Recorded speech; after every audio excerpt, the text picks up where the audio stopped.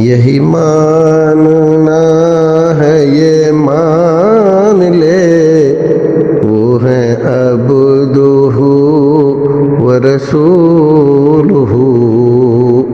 الحمدللہ والصلاۃ والسلام علی رسول اللہ۔ ناظرین، خیر مقدم ہے آپ کا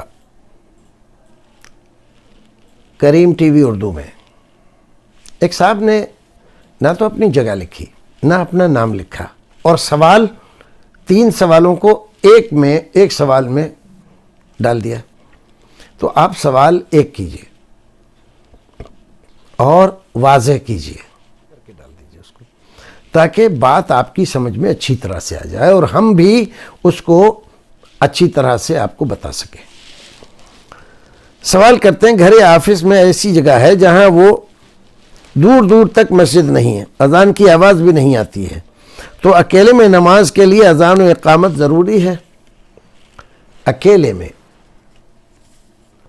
اگر آپ اکیلے ہی ہیں، اکیلے نماز پڑھتے ہیں اور کوئی آنے کا امکان بھی نہیں ہے کسی کا، تو آپ نہ اذان ضروری ہے آپ کے لیے، نہ اقامت ضروری ہے۔ اور اگر آپ کو یقین ہو کہ اذان دینے سے کچھ لوگ آ جائیں گے، یا آپ کو یقین ہو کہ دفتر میں اور کوئی آپ کے ساتھ نماز میں شامل ہو جائے گا، تو آپ اقامت کہیے، اذان مت کہیے، اقامت کافی ہے۔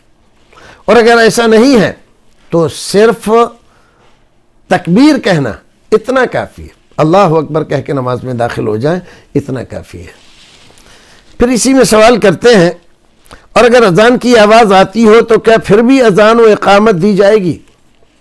اذان کی آواز اگر آتی ہے اور آفس سے آپ کو چھٹی مل سکتی ہے مسجد میں نماز پڑھنے کے لیے، تو آپ مسجد جائیے نماز پڑھنے کے لیے۔ اگر وسائل نہیں ہے تو وسائل مہیا کرنے کی کوشش کیجیے، اور اگر ضرور آپ کو وہاں جانے کی اجازت نہیں ملتی آفس سے، تو آپ اپنے آفس میں پڑھ لیجئے، اذان کی ضرورت نہیں ہے، نہ اقامت کی ضرورت ہے۔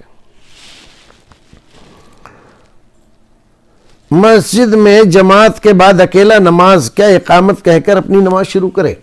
اگر اکیلا نماز پڑھ رہا ہے اور اس کو یقین ہے کہ کوئی نہ کوئی اور میری طرح آ جائے گا جس کی نماز چھوٹ گئی ہوگی تو میرے ساتھ شامل ہو جائے گا، تو اس کو چاہیے اقامت کہہ کے نماز شروع کرے، تو جو بھی آدمی آ جائے گا اس کے ساتھ مل جائے گا۔